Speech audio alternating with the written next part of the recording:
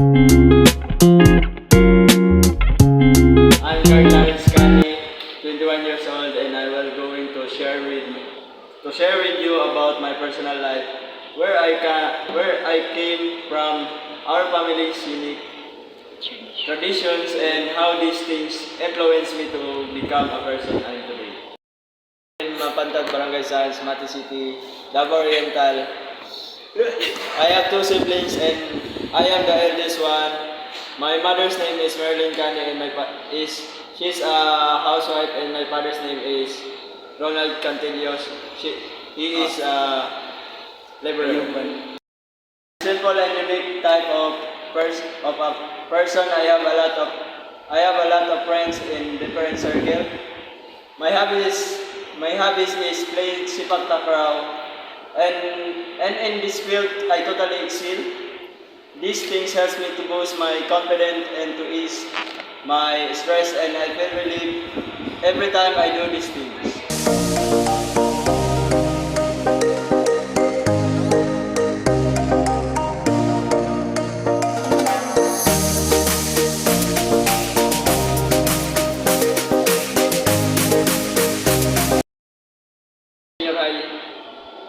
Senior high school in Mati National Comprehensive High School, and I am currently studying in Davao Oriental State University. My degree Bachelor of Science in Agribusiness Management, or Kagan.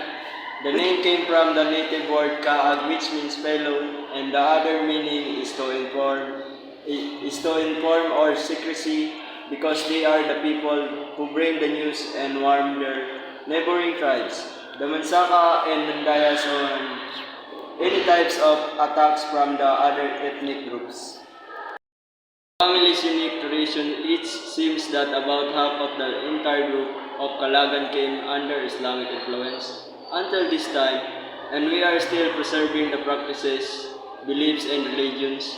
However, many of the Kalagan remain animists, believe that non-human objects have spirits.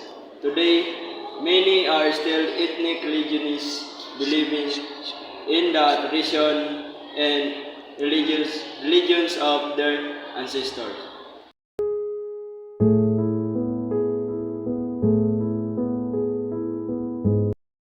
Every step of the way, and I am so proud of being the man who I am today. That I learned the differences of every individual. I'm proud that I came from a loving and courageous family.